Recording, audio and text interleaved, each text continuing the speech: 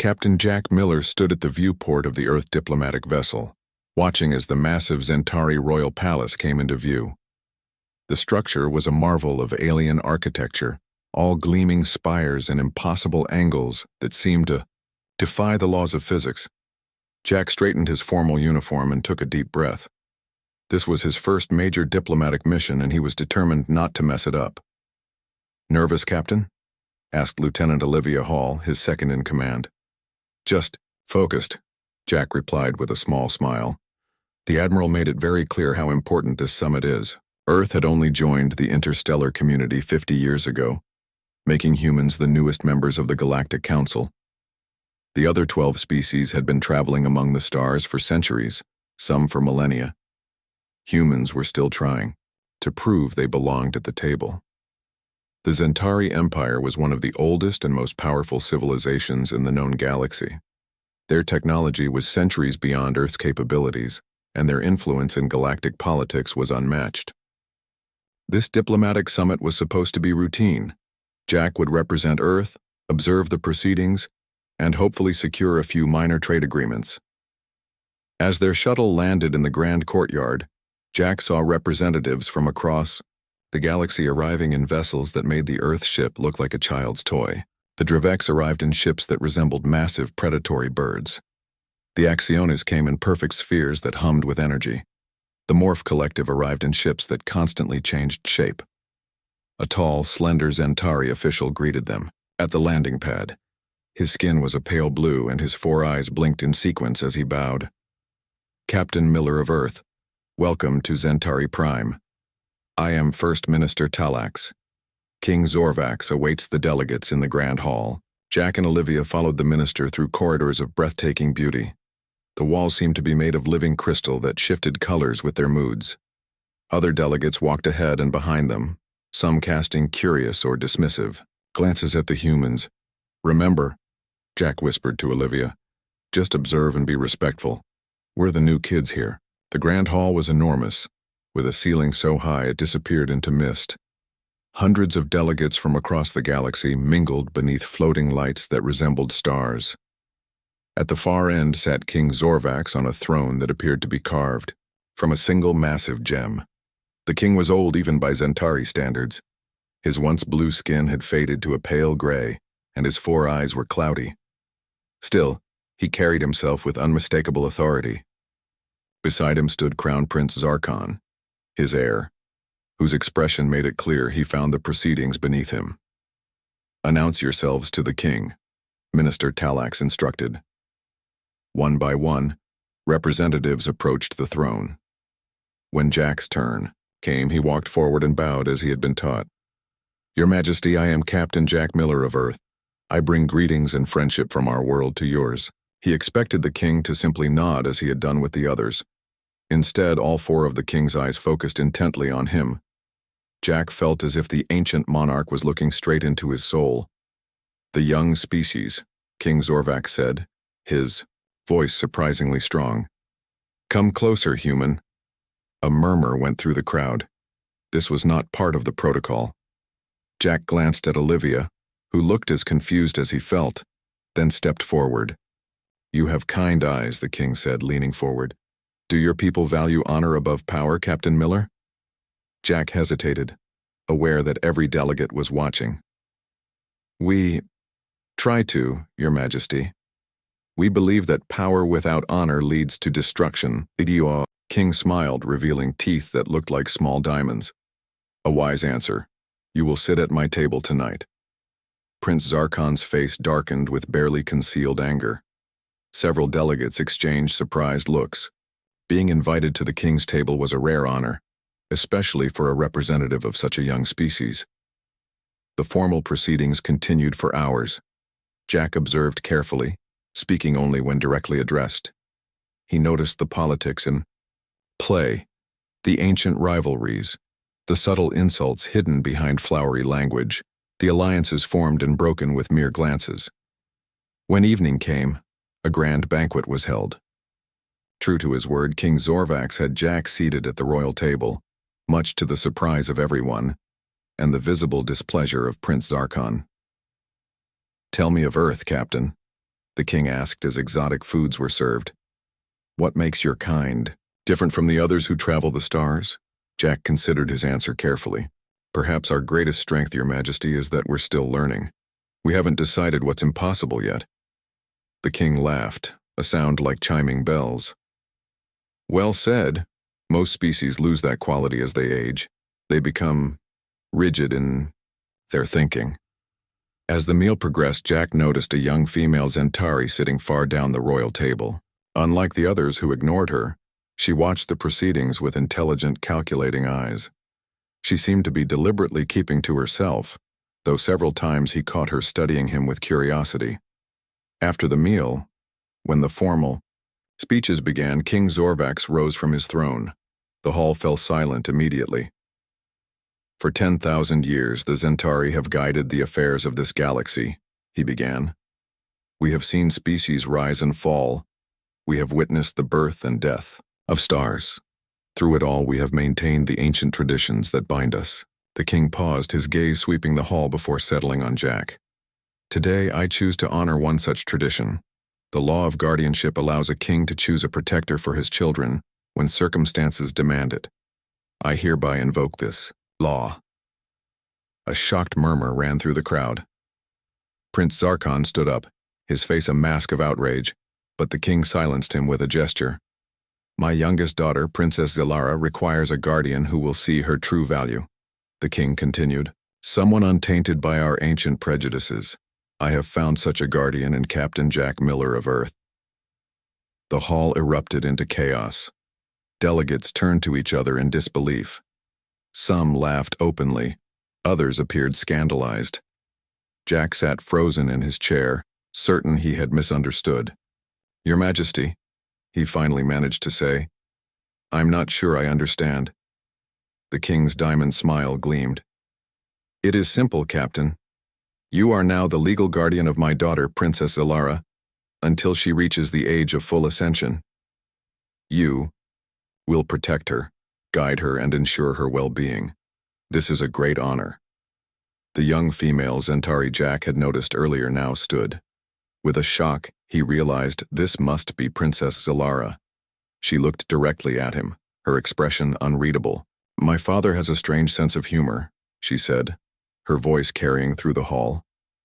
The Galactic Council representatives watched with a mixture of amusement and disbelief.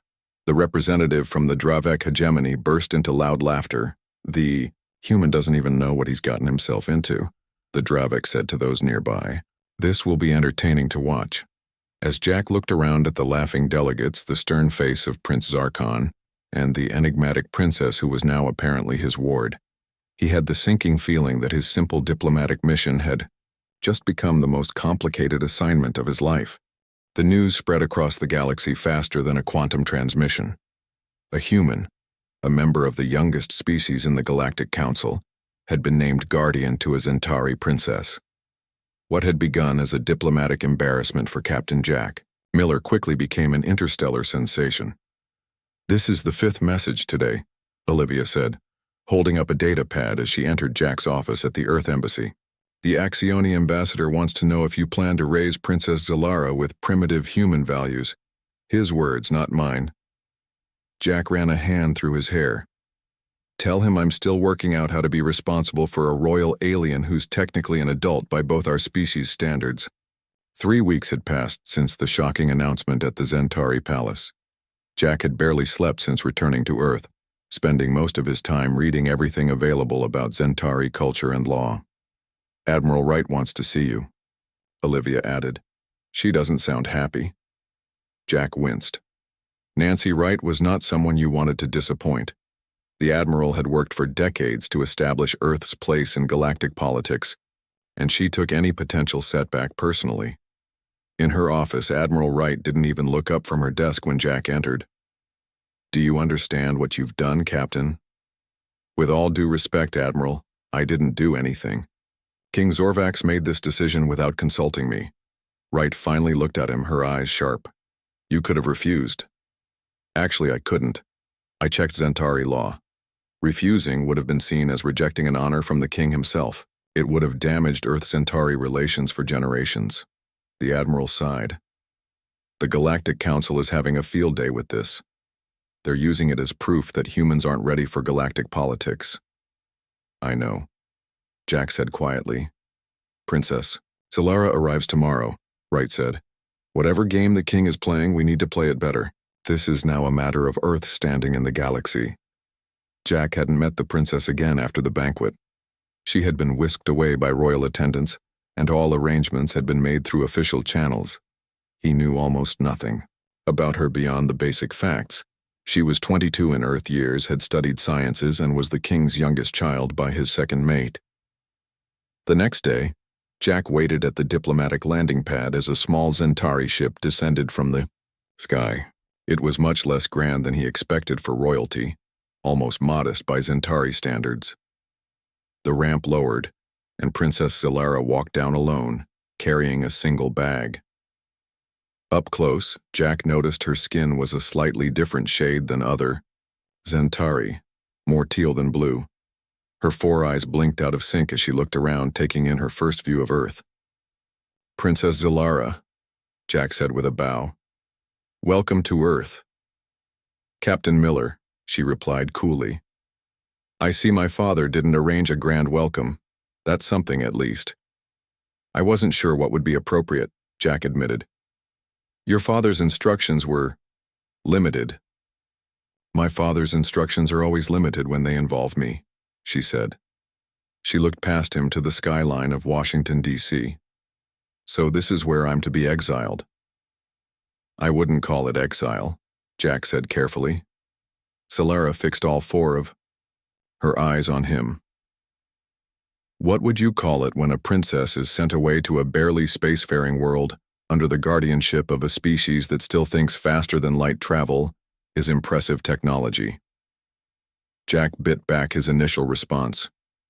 I'd call it an opportunity to learn about each other. For the first time, Solara looked slightly surprised. You're either very diplomatic or very naive, Captain Miller. Probably both, Jack admitted with a small smile. And please call me Jack. As they drove through the city in a government vehicle, Jack observed Solara's reaction to Earth. She seemed unimpressed by the architecture but watched the people with interest. Your species is very diverse, she noted. That's one of our strengths, Jack replied. Not according to the Galactic Council. They see it as proof you lack unity. Jack frowned. Unity doesn't have to mean uniformity. Again, that slight look of surprise crossed her face. At the diplomatic residence where arrangements had been made for her stay, Solara inspected the rooms with a critical eye. Is it suitable? Jack asked. It's fine, she said dismissively. Though I notice it's in the same building as your living quarters. Does my father expect you to monitor me day and night? I think he expects me to protect you, Jack said. Though from what, I'm not sure. Solara's expression hardened. You really don't know anything, do you? Then tell me, Jack said, leaning against the doorframe. Why would the king send his daughter away with a human guardian? Why are you considered the unwanted daughter, as I keep hearing in diplomatic circles? Solara was quiet for a long moment. My mother wasn't Zentari, she finally said. She was Lyrian. My father broke tradition by taking her as his second mate.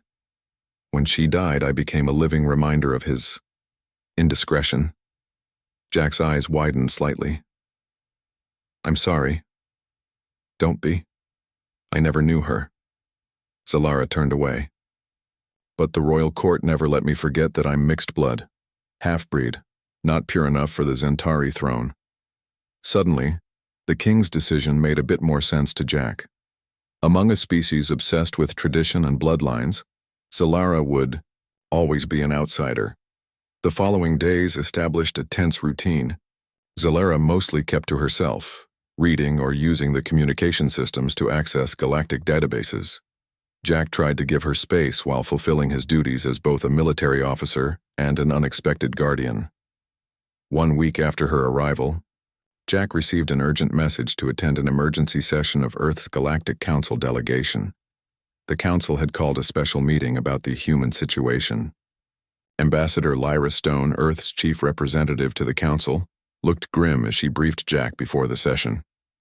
"This isn't going to be pleasant," she warned. "Several species are using this as an opportunity to question Earth's readiness for council membership." The council chamber was a circular room with raised platforms for each species delegation. Earth's platform was the newest and smallest. Jack sat behind Ambassador Stone, uncomfortably aware of the stares and whispers directed his way. Councillor Grell of the Axioni Dominion spoke first. "The recent arrangement between a human captain and the Zentari royal family raises serious concerns about humanity's place in galactic affairs." The Dravek representative laughed openly. "It is amusing, is it not? The king must have quite the sense of humor to entrust a royal child to a species that was flinging primitive weapons at each other mere centuries ago." "We find nothing humorous about this honor," Ambassador Stone replied evenly. "Captain Miller takes his responsibilities very seriously." "Does he even understand those responsibilities?" asked the Morph Collective representative, its body shifting between forms as it spoke. "Does he know what it means to guard a royal Zentari?" "Perhaps," suggested another delegate. "The king meant it as a lesson for both parties. The unwanted princess learns humility among lesser beings, and the humans learn the burden of true galactic responsibility." The chamber filled with laughter. Jack kept his face carefully blank, though his hands clenched into fists beneath the table. Ambassador Stone fought valiantly, but the tone of the session was clear. Earth was being mocked, and by extension, so was Princess Zilara. When Jack returned to the diplomatic residence that evening, he found Zilara in the common area, watching a news report about the council session. "So," she said without looking at him, "now you know how it feels." "How what feels?" "To be the joke of the galaxy." She finally turned to face him. "Welcome to my life, Captain Miller." Jack sat down across from her. "They're wrong about both of us." "Are they?" Zilara challenged. "Aren't you embarrassed to be saddled with me, the half-breed princess no one wanted?" "No," Jack said simply. "I'm honored." Zilara stared at him in silence, all four eyes blinking rapidly as if trying to detect a lie. "Why?" she finally asked. "Because despite what the council thinks, I believe your father chose me for a reason, and I intend to find out what that reason is." 3 months passed since Princess Zilara's arrival on Earth. Slowly, a routine had formed. Jack continued his duties with the Earth Defense Fleet while making time for his unexpected ward. Zilara had been given access to a research laboratory at the North American Science Institute, where she spent most of her days. Jack walked through the lobby of the diplomatic residence, nodding to the security staff. His friend Kevin Daniels waited for him near the elevator. Kevin worked for Earth Intelligence and had been Jack's roommate at the academy years ago. "You look tired," Kevin said as they rode the elevator to Jack's floor. "Diplomatic babysitting isn't easy," Jack replied with a small smile. In Jack's apartment, they spoke in low voices even though security regularly swept for listening devices. "Tell me what you found," Jack said. Kevin pulled out a small data device. "It wasn't easy. Zentari encryption is no joke, but I got into some of the diplomatic archives." Over the past month, Jack had grown increasingly suspicious about King Zorvax's motives.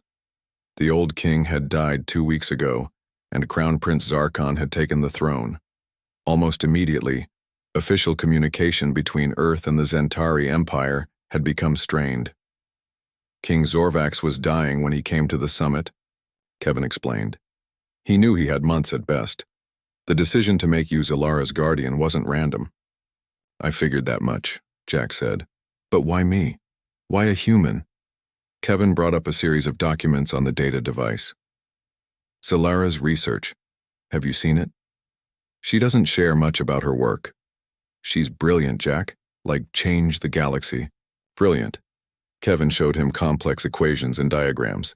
"This is her work on quantum harmonics. It's way beyond what most species are doing." "What does it mean?" Jack asked, struggling to understand the advanced science. "In simple terms, she's found a way to revolutionize interstellar travel. Ships using her theories could travel faster and using less energy than anything currently available." Jack's eyes widened. That would change the balance of power in the galaxy. Exactly. And not everyone wants that balance changed. Kevin brought up another document, this one showing communications between Crown Prince Zarkon and representatives from the Dravek hegemony. Zarkon was planning to discredit Zalara and then have her eliminated before she could complete her research, Kevin said quietly. He made a deal with the Draveks, who stand to lose the most if her technology becomes available. Jack felt cold. Are you saying King Zorvak sent her to Earth to protect her? It looks that way. By making you her guardian, he placed her under Earth's protection without making it obvious he was trying to save her. It looked like he was exiling her, which is what the court expected. Jack leaned back, processing this information. The old king was cleverer than anyone realized. There's more, Kevin said. Before he died, Zorvak sent a secure message to Zalara's laboratory. I couldn't crack it, but it was definitely from him. Jack needed to talk to Zalara, but she had made it clear she valued her privacy. Their relationship had improved since their conversation after the council meeting, but she still kept him at arm's length. The next morning, Jack received an urgent call from security at the Science Institute. There had been an incident at Zalara's lab. When Jack arrived, he found the laboratory in disarray. Equipment was damaged and security officers were reviewing footage. Zalara sat in a corner, a medical officer treating a cut on her arm. What happened? Jack demanded. The head of security, a former military officer named Alan Foster, showed Jack the security footage. 3 individuals, their features concealed by scrambling technology, had entered the lab. They had tried to take Zalara, but she had fought back, triggering the alarm. They were professionals, Foster said. Not human. Jack looked at Zalara. Are you all right?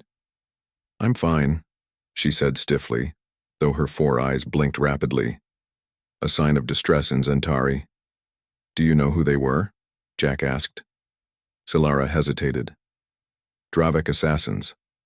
I recognized their movement patterns. Jack dismissed the others to speak with her privately. I know about your research, he said simply, and I know your father was trying to protect you by sending you here. Zalara stared at him. Then her shoulders slumped slightly. How much do you know? Enough to understand you're in danger. The Dravek see your work as a threat to their military advantage, and your brother made a deal with them. Half-brother, she corrected automatically. Then she sighed. My father sent me a message before he died. He told me to trust you, that you were chosen because humans are unpredictable. Unpredictable? Jack raised an eyebrow. It was a compliment, Zalara said with the ghost of a smile. He said older species become set in their ways. They can't imagine solutions outside established patterns, but humans still think differently. Jack thought about this. So he sent you to the one place your enemies wouldn't expect you, to find protection with the galaxy's youngest, weakest species. Yes, and he was right. Zalara brought up a holographic display from her wrist device. This is what the Draveks were after. The display showed complex equations that meant nothing to Jack. My quantum harmonic drive theory, Zalara explained. It would allow ships to create temporary pathways through subspace using minimal energy. Travel between stars would be faster, cheaper, and available to all species, not just those with massive energy production capabilities. Like the Draveks, Jack said. And the Zentari, Zalara added. The powerful want to stay powerful. A plan began to form in Jack's mind. We need to move you somewhere safer. And we need to protect your research. It's not that simple, Zalara said. I need to complete my work. The attack today proves Zarkon knows where I am and what I'm doing. Then we'll give you a better laboratory, Jack decided, with better security. 3 days later, Zalara's research had been moved to a secure facility beneath the Nevada desert. Jack had called in every favor he was owed to make it happen. Admiral Wright, once she understood the situation, had provided Earth Defense Fleet personnel for security. Jack stood in the new laboratory, watching as Zalara inspected the equipment. This might actually work, she admitted, her 4 eyes taking in everything at once. Earth may not have the most advanced technology, Jack said, but we're very good at keeping secrets. As they completed the tour of the facility, an alarm suddenly blared. The security officer at the main console looked up with alarm. "Captain, we have multiple unidentified ships entering Earth's atmosphere. They're bypassing our defense grid somehow." Jack moved quickly to the console. The ships were small but fast, heading directly toward their location. Their design was unmistakable. "Dravek strike craft," he said. "How did they find us so quickly?" "Quantum trackers," Zalara said, looking at her equipment. "They must have placed one on my primary data core during the attack." The security officer looked at Jack. "Orders, sir." Jack straightened his shoulders. "Initiate Defense Protocol Alpha. No one gets to the princess." "I'm not running," Zalara said firmly. "My research is too important." "I'm not asking you to run," Jack replied. "I'm asking you to trust me, like your father said you should." Their eyes met, and after a moment, Zalara nodded. Within minutes, the facility was on full lockdown.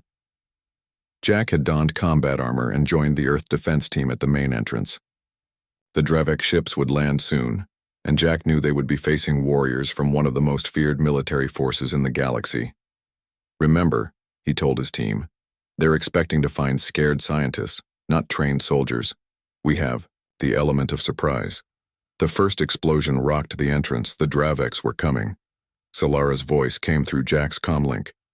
"Captain Miller, little busy right now, Princess," Jack replied as he checked his weapon. "I thought you should know," she said. "I've just completed the key algorithm for the quantum harmonic drive." Despite the situation, Jack smiled. "Now that's good timing." The door began to glow red as the Draveks cut through. Jack readied his team, knowing that what happened in the next few minutes would change not just their lives, but potentially the future of Earth and the galactic community. The door fell inward with a crash, and the first Dravek warriors charged. "Through weapons ready now," Jack shouted, and the Earth defense team opened fire. The Dravek warriors charged through the broken door. They were tall, muscular beings with gray, scale-like skin and yellow eyes. Their armor seemed to shimmer and change color, adapting to the environment around them. Each carried an energy weapon that could cut through standard armor with ease. They expected to find an easy target. What they found instead was Captain Jack Miller and a team of Earth defense specialists who had set up a perfect defensive position. "Fire!" Jack ordered. The Earth team unleashed a coordinated barrage. What they lacked in advanced weaponry, they made up for with tactical precision. 3 Dravek warriors fell immediately. The others scrambled for cover, clearly surprised by the resistance. "Keep pressure on the entrance," Jack shouted. "Don't let more inside." The lead Dravek, larger than the others and wearing more elaborate armor, snarled in frustration. "This is not possible. How did primitives organize such a defense?" Jack didn't waste breath answering. He fired again, hitting the leader's shoulder. The Dravek roared in pain but didn't fall. In his earcom, Jack heard Zalara's voice. "Jack, I'm monitoring their communications. They've called for reinforcements. 2 more ships are approaching."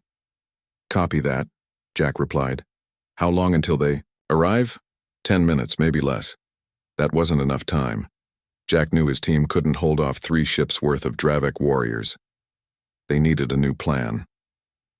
"Olivia," he called to his second-in-command, "take half the team and hold this position.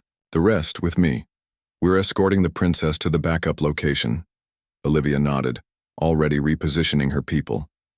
Jack gathered 4 soldiers and retreated down the corridor toward the laboratory where Zalara was working. He found her downloading data to a portable device. "We need to move," he told her. Zalara looked up, all 4 of her eyes focused on the door. "I need 2 more minutes to complete the transfer." "We don't have 2 minutes," Jack began, but the sound of an explosion cut him off. The Draveks had breached a secondary entrance. "Go," one of Jack's soldiers said. "We'll hold them here." The man moved to the doorway, weapon ready. Jack wanted to argue, but the soldier was right. "Buy us as much time as you can," he said. The soldier nodded. "It's been an honor, Captain." Jack led Zalara toward the emergency exit while 2 more soldiers formed a rear guard. The fourth escorted them, scanning for threats ahead. "The data transfer is complete," Solara said as they moved. She held up the small device. "Everything I need is here." They reached a small hangar where an Earth transport ship waited. It wasn't fancy, but it was fast and had good shields. "Get in," Jack ordered. "We're leaving." As they climbed aboard, the building shook with another explosion. The Dravek reinforcements had arrived. The pilot, a young woman named Lisa Reyes, fired up the engines. "Where to, Captain?" "The USS Gerald Ford," Jack said. "Admiral Wright is expecting us." The transport shot out of the hangar just as Dravek warriors burst in, firing wildly at the escaping ship. One shot grazed the hull, but the shields held, as they accelerated into the sky. Jack looked back at the facility. Smoke poured from several breaches and Dravek ships circled like predators. "Your people," Solara said quietly. "They're sacrificing themselves for me." "For your research," Jack corrected her. "And they're not sacrificing themselves if I can help it."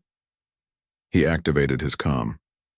"Admiral Wright, this is Captain Miller. The package is secure. Request immediate extraction for the defense team at site." "Bravo." "Already on it, Captain," came the Admiral's crisp reply. "The Ford has launched fighters. ETA 2 minutes."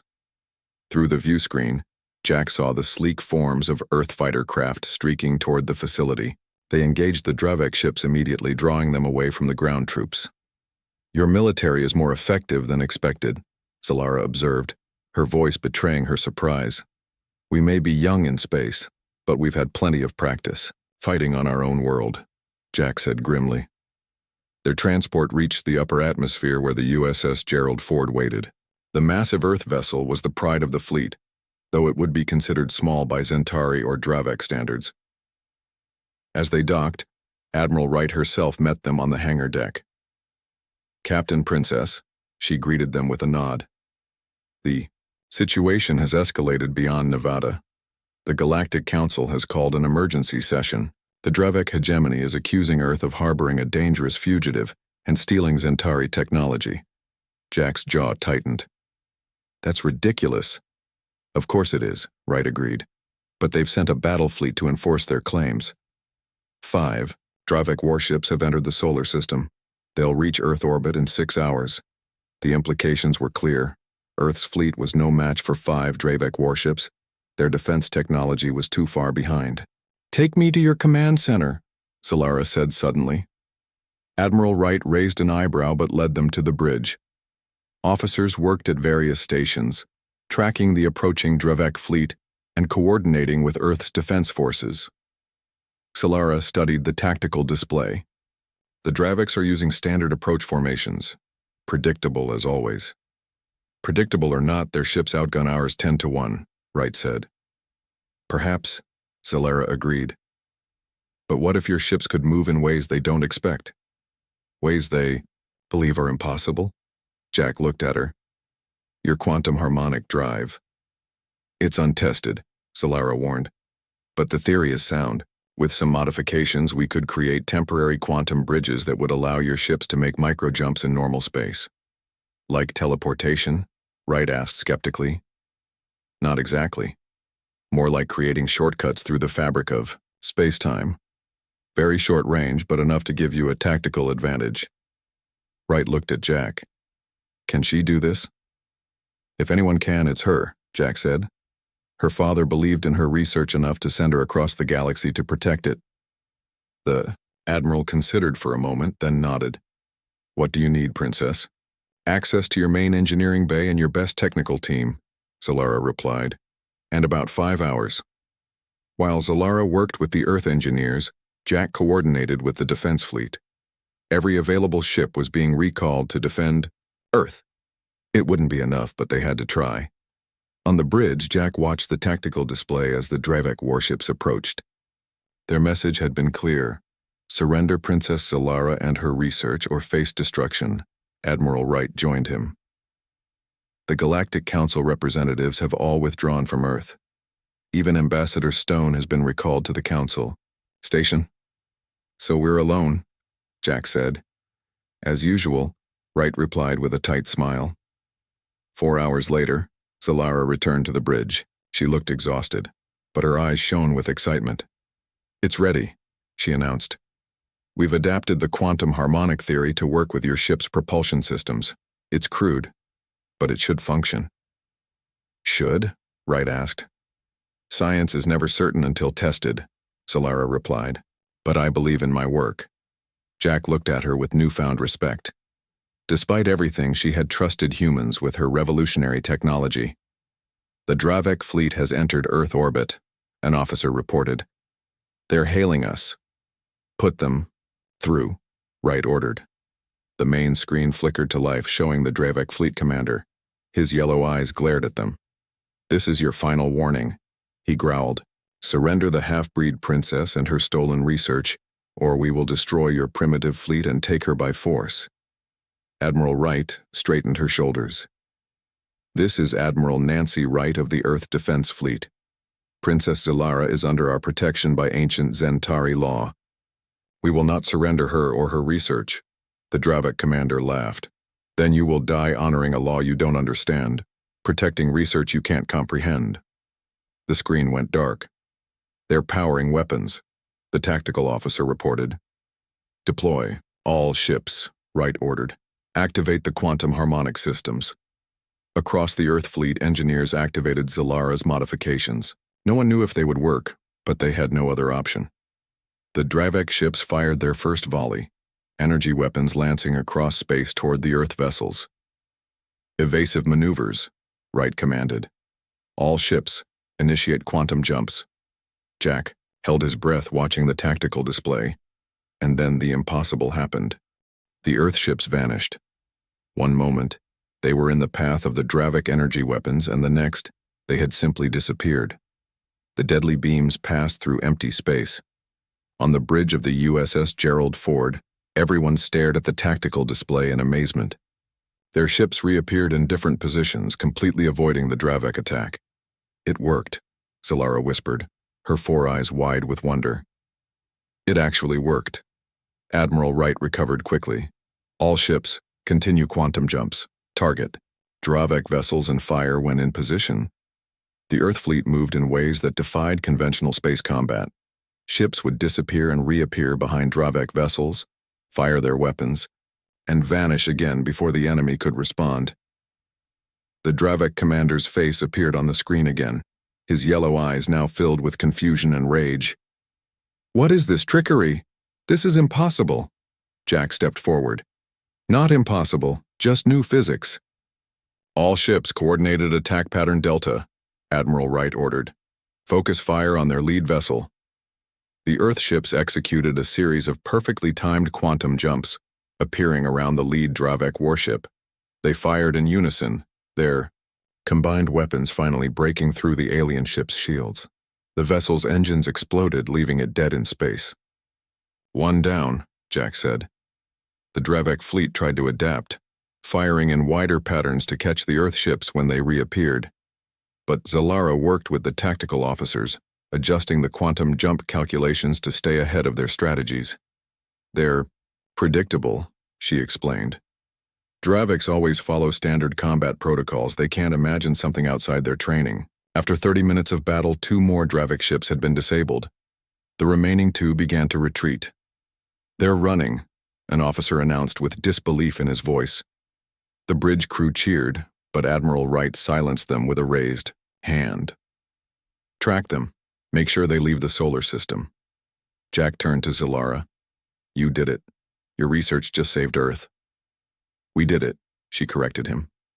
"My theory wouldn't have helped without your people implementing it so quickly." A communications officer interrupted them. "Admiral, we're receiving a priority transmission from the Galactic Council.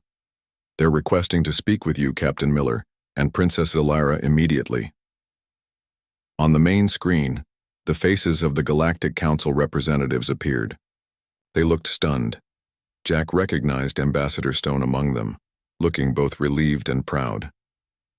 "The Council has witnessed the events in Earth orbit," announced the Morph Collective representative, its form shifting nervously. "We request an explanation for what we have observed." Admiral Wright gestured for Jack to speak. He stepped forward, standing tall.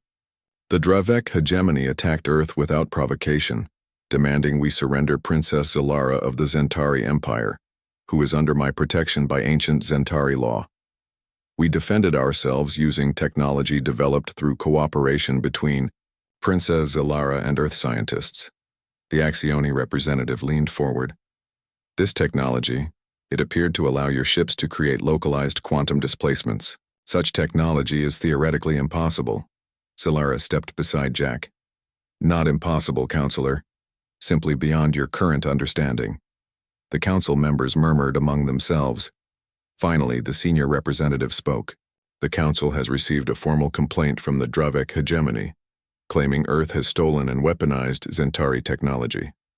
King Zarkon of the Zentari Empire supports this claim and demands Princess Zalara's return to face charges of treason. Jack felt Zalara tense beside him. Princess Zalara is under my guardianship by King Zorvax's decree, he said firmly. Any claims made by King Zarkon have no bearing on this arrangement.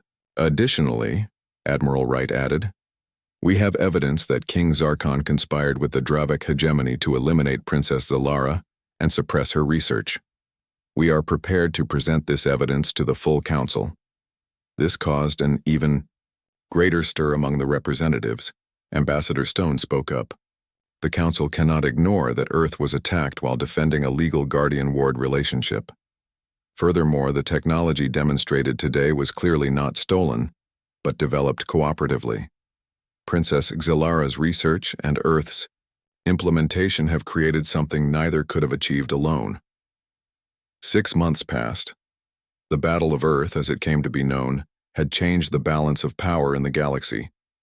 Earth, once mocked as primitive newcomers, was now recognized as a significant power. Jack stood on the observation deck of the new Quantum Research Center in Geneva. The facility had been built to continue the development of Zalara's breakthrough technology, with scientists from various species now working together. Captain Miller. Jack turned to see Zalara approaching. She looked different now, more confident, wearing an Earth-style suit adapted for her Zentari physiology. Just Jack, remember? He said with a smile. How was your meeting with the council? Productive, she replied. They've approved the sharing of quantum harmonic technology with all peaceful worlds. No more monopolies on space travel. Jack nodded. It was a major victory. And the situation on Zentari Prime? Developing, Zalara said. 3 noble houses have publicly denounced Zarkon and declared support for me. The evidence of his conspiracy with the Draveks has turned much of the public against him. Will you go back? Jack asked, trying to keep his voice neutral. Eventually, she admitted. But not yet. My guardianship period isn't over after all. Her 4 eyes blinked in what Jack now recognized as her version of a smile. They were interrupted by an aide who handed Jack a small data crystal. This just arrived for you, sir. Priority message from Zentari Prime. Jack activated the crystal and a holographic message appeared. It was dated months ago, but had been encrypted to only deliver now. The image of King Zorvax recorded shortly before his death appeared before them. Captain Miller, the old king began, if you are receiving this message, then events have unfolded as I hoped. My daughter lives, and her work continues. Zalara stepped closer to the hologram of her father. I chose you not despite but because of humanity's youth among the stars, Zorvax continued. The oldest civilizations become rigid, calcified in their thinking. But humans still possess the capacity for adaptation, for seeing beyond convention. My daughter needed that environment to flourish, and the galaxy needed the shakeup you would inevitably provide. The king's image flickered slightly. The Galactic Council has ruled for too long under old assumptions about power and hierarchy. Sometimes the youngest voices have the most important things to say. Guard my daughter well, Captain, not because she is weak, but because what she represents, innovation, cooperation, progress, is too valuable to lose. The message ended and the hologram faded. Jack and Zalara stood in silence for a moment. He knew, Zalara finally said. He knew exactly what would happen. Not exactly, Jack disagreed. He couldn't have predicted everything, but he understood. People, human and Zentari alike. He knew what we might achieve together. Through the window they could see Earth and the ships in orbit. Among them were vessels from many species, including several Zentari ships whose crews had declared loyalty to Princess Zilara. The Galactic Council meets next week to discuss expanding Earth's representation, Zilara said. After the Battle of Earth, they can no longer treat humans as junior members. And what about you? Jack asked.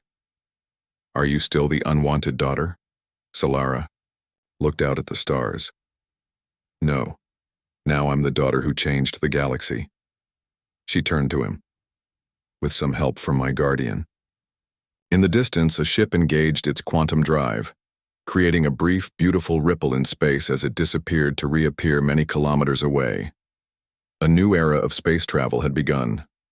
No one's laughing now, Jack said quietly. Xilara's 4 eyes blinked in agreement. They're too busy trying to catch up. Together, they watched as more ships practiced the new technology, dancing among the stars in ways that had been impossible just months before. The universe had become a little smaller, and much more interesting.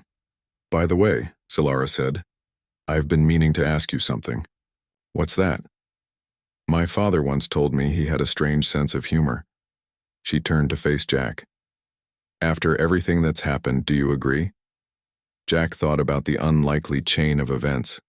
A human captain becoming guardian to a royal, alien, the ridicule they had faced, the battle they had won, and the galaxy they had changed. He smiled. The strangest, and the best,